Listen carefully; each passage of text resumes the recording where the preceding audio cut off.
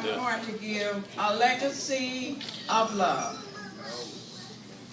As I stand here and look at the faces of my family, as I see the children playing and the family coming together, I can't help but realize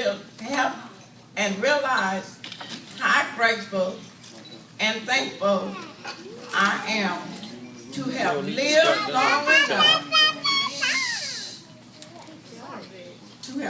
long enough. To see so many of my children have lived and seen my dreams come true and my legacy come to pass. I am proud to be the oldest member of the family. Right on. And we live in a world that is filled with hatred, crime, moral decay, and so much more. I see that the world today is different than what it was when I was a little girl. When I was a child back in those days, everybody seemed to love each other. They helped each other and acted like brothers and sisters. We learned to love our neighbors as we loved ourselves. As I thought about what I would say to you, 5 things came to my mind. They are: put God first in your life. Amen. Continue to love one another. Stay out of trouble. Be obedient and stand up to the truth. What do I mean by being obedient and standing up to the truth? Don't lie. Your name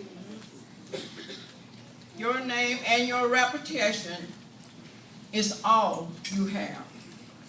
Either you good or you bad. Your name will follow you the rest of your life.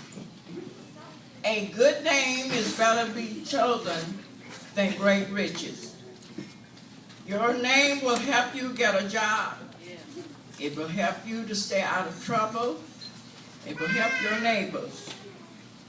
Therefore, honor and guard your name. As a little girl, I lived in a neighborhood that was called the Elbow. Half of the time, we did not have food. We didn't have too many clothes. We didn't have lights as you have today. But we survived on what our family was able to give us. Young people, be grateful for what your parents are doing for you. Yes. Amen. Your children are blessed today because you are given more than you work for. My sisters and brothers had to walk for miles to school because there was no buses. So be thankful for what your mother are doing for you. My mother, my brother, and I had to walk and get wood to keep us warm. And we had to pack this wood across the rivers or wherever we found wood. We had to get the wood. We had to get up early in the morning and make fires. And we had to go for miles to get water. We didn't have plates and glasses like we have today. We only had tin pans and a tin cup. That's what we had to eat. We didn't have a washing machine. We didn't have radios. And we didn't have television. There was only one radio in the neighborhood. And when there was a big event, well, the neighbor would bring this radio out in the yard, and everybody would come and listen at the radio. Children, you are blessed today. We didn't have soap to take baths like you all have today. My mother had to make soap, and it was called lye soap. And we had to take a bath in that lye soap. And we didn't have grease like you all, call it grease. I'm going to call it grease. We didn't have grease like you all have today to put on your hair. We had to use the fried meat grease to put on our hair and on our bodies. But we stayed out of trouble. Stay out of trouble, children. If you get in trouble, don't sentence yourself. Pick up the pieces and start again. Stay out of trouble. I stayed out of trouble by being obedient to my mother and listen to what my mother tried to tell me. Always listen to your parents. They will not tell you anything that's wrong. Get your education, because your education will open doors for you and help provide you and your family a better way to live.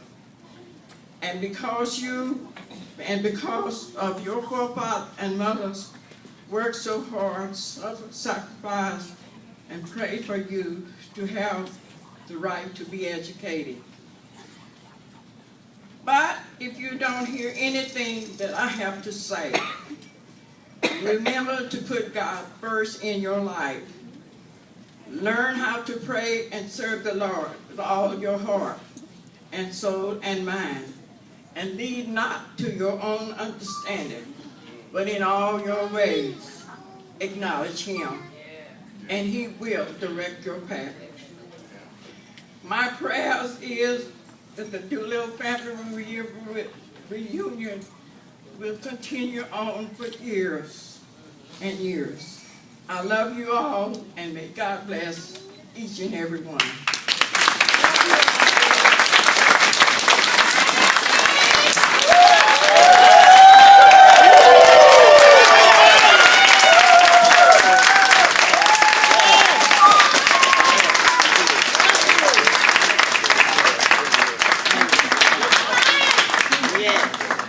Keep going, soul sister.